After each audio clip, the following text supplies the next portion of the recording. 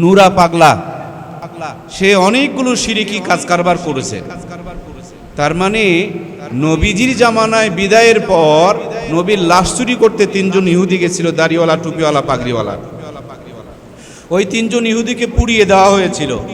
তাদের বংশধর শেষ হয়েছে তা কিন্তু নয়, আজও বাংলাদেশের বহুত পয়েন্টে পয়েন্টে ওই দাড়ি, টুপি, পাগড়ি, পাঞ্জাবি পাগড়ি পরে ইহুদি খ্রিস্টানদের এজেন্ট, দালাল, চর আছে, যারা সুকৌশলে মানুষকে নবীর সুন্নত থেকে দূরে নিয়ে যাচ্ছে, ঠিক কিনা? এজন্য নবীর আদর্শের সাথে আমার আদর্শের মিল থাকতে হবে। আমার কথা আপনি শুনছেন, আমি যদি নবীর সুন্নতের কথা বলি, নবীর আদর্শের কথা বলি, তাহলে আমার কথা শুনবেন। আমি যদি সুন্নতের বাইরে বলি, তাহলে আমার কথা শোনা যাবে কি ভাই? শোনা যাবে না। এজন্য মহাব্বত করতে হবে, হুঁশ ঠিক রেখে, মাপকাঠি ঠিক রেখে। আল্লাহ তাবারক তাআলা আমাদের সকলকে নবীজির খাঁটি উম্মত হওয়ার তৌফিক দান করুক। আমরা সবাই বলি আল্লাহুম্মা আমিন। আল্লাহ তাবারক তাআলা বলছেন, কুল ইন কুনতুম তুহিব্বুন আল্লাহ। আল্লাহ বলছেন, হে নবী, দুনিয়ার মানুষেরা আমি আল্লাহকে যদি ভালোবাসতে চায়, আপনি তাদেরকে বলে দেন ফাত্তাবিউনি, তারা যেন আপনার ইত্তেবা করে। তাহলে আমি আল্লাহ ভালোবাসা দিয়ে তাদের জিন্দেগির গুনাহগুলোকে মাফ করে দেব। সুবহানাল্লাহ। আমার দিকে একটু খেয়াল করেন, এই যে বাল্বটা জ্বলতেছে, নিচে কিন্তু ওখানে একটা সুইচ আছে, তাই না? সুইচে চাপ দিলে আলো জ্বলে অথবা অফ হয়ে যায়। আমার রব আরশে আযমে জমিনের সুইচটা হচ্ছে মুহাম্মদ রাসূলুল্লাহ সাল্লাল্লাহু আলাইহি সাল্লাম। নবীজিকে মহব্বত করলে আল্লাহ ভালোবাসা দিয়ে জিন্দেগির গুনাহ মাফ করে দিবেন। সুবহানাল্লাহ।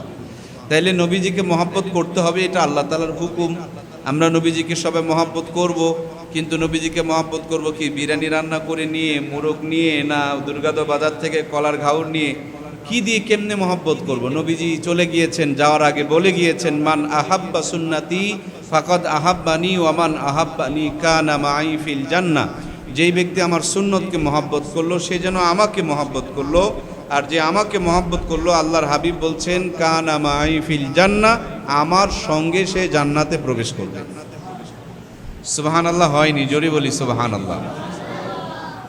তার মানে এই মাদ্রাসায় আসবো, কেউ হয়তো বা আগে চলে এসেছে, তো উনি দুর্গাদা অপেক্ষা করছে যে পিছনের সাথী ভাইয়েরা আসুক, ওদেরকে সাথে করে নিয়ে একসাথে মাদ্রাসায় যাব। আল্লাহর হাবিব আমাদের আগে দুনিয়া থেকে বিদায় নিয়ে মদিনা রওজাতে অপেক্ষা করছেন, ইন্তজার করছেন, ওয়াইটিংয়ে রয়েছেন। আপনি আমি সুন্নতের আমল করব, আর আপনাকে আমাকে সাথে করে নিয়ে যায় তিনি জান্নাত উদ্বোধন করবেন। নবীর মতে মত তাকে বলে নবীর উম্মত। এই কথাটা একটু শিখে যাব। আজকের একটা কথা আপনাদেরকে আমি দিয়ে যেতে চাই। নবীর মতে মত তাকে বলে নবীর উম্মত। আওয়ামী লীগের মতে মত এটা হলো আওয়ামী লীগ, বিএনপির মতে মত সেটা হলো বিএনপি, আর নবীর মতে মত এটা হলো নবীর উম্মত। তাহলে নবী ছিল দাড়িওয়ালা, আমি হলাম মৌসওয়ালা। নবী বলেন বসে প্রসাব করো, আমি করি দাঁড়িয়ে। নবী বলেন মা বোনকে পর্দা করাও, আমার মা বোন ন্যাংটা ফ্যাংটা চলে। নবী বলে সুদ ঘুষ খেও না, আমি সুদ ঘুষ ছাড়া থাকি না। নবী বলে গুনার কাজ করিও না, আমি গুনার কাজ ছাড়ি না। তাহলে আমার মত কি নবীর মতের সাথে মিল হলো? যদি পুরাপুরি মিল না হয়, তাহলে পুরাপুরি আমি উম্মত হতে পারি? আমরা কি হাফ উম্মত হতে চাই না 100% উম্মত হতে চাই? তাইলে রান্নাঘর থেকে নিয়ে সংসদ পর্যন্ত, পায়ের তালু থেকে নিয়ে মাথার চুলের আগা পর্যন্ত প্রত্যেকটা সেক্টরে নবীর সুন্নতগুলোকে জিন্দা করার দরকার আছে না নাই? কিছুদিন আগে মরিচ, কাঁচা ঝাল এর কেজি লাগছিল 1200 টাকা। কেন? আমদানি কমে গেছে, দামটা বেড়ে গেছে। কিয়ামতের আগে ফিতনা ফাসাদ যখন শুরু হয়ে যাবে, তখন মানুষেরা সুন্নত থেকে বহুত দূরে চলে যাবে। আল্লাহর হাবিব বলেছেন, ওই সময় যদি কেউ একটা সুন্নতকে জিন্দা করে, সুন্নতের উপরে আমল করে, আল্লাহ তাআলা তাকে 100 শহীদের সওয়াব দান করবেন। আমরা নবীর জন্য একটা আঙ্গুল কাটতে পারিনি, কিন্তু পারছেন নাকি? কেউ কাটছেন নাকি? কিন্তু একটা সুন্নত আমল করলে আল্লাহ তাআলা 100 শহীদের সওয়াব আমাদেরকে দান করবেন। একটা সুন্নত আমল করা খুব সহজ। বাথরুমে যাচ্ছেন, তার সুন্নত আছে, ওযুর সুন্নত আছে, খাবারের সুন্নত আছে। মানুষের সাথে যে গল্প করবেন, এই গল্প করারও কিন্তু সুন্নত তরিকা আছে। আপনার বিবাহ শাদীতে সুন্নত আছে, বাচ্চা কাচ্চা মানুষের ক্ষেত্রে সুন্নত আছে। প্রত্যেকটা ক্ষেত্রে একেবারে আমার পূর্বের আলোচক বলছিলেন যে একেবারে রাখাল যিনি তিনিও তার জন্য নবীর আদর্শ আছে। রাখাল বলতে পারবে না যে ছাগল চড়ানো যে কি ঝামেলা, এটা কি আমার নবী জানে? আমার নবী ছাগল চড়ানোর ঝামেলাটা জানে কি জানে না? কি বলেন, জানে না? একজন ব্যবসায়ী দুর্গাদহ বাজারে ব্যবসা করে, বড় দোকানদার, সে কবে মোল্লারা সব বোঝে, কিন্তু এই ব্যবসার যে কত ঝামেলা এগুলেন কি বোঝে? আমার নবী বড় ব্যবসায়ী ছিলেন, সফল ব্যবসায়ী ছিলেন, সুবহানাল্লাহ। আমার নবী রাষ্ট্রপতি ছিলেন। রাষ্ট্রপতি কবে? দেশ চালানো খুব কঠিন কাজ, এটা হুজুরা বুঝবে না।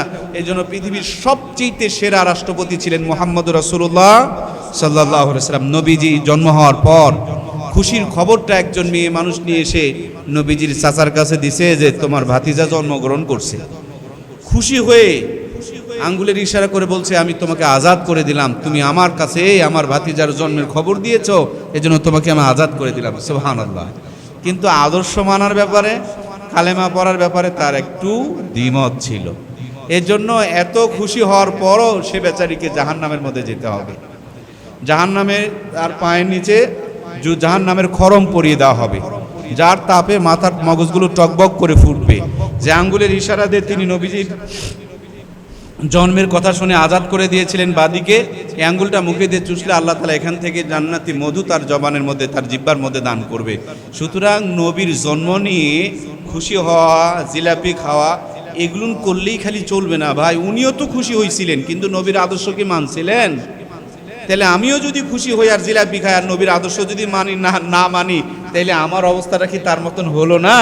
সুতরাং আমরা জিলাপিও খাবো, নবীর আদর্শও, কথা বলছেন না কেন, নবীর আদর্শ মানবো ইনশাআল্লাহ।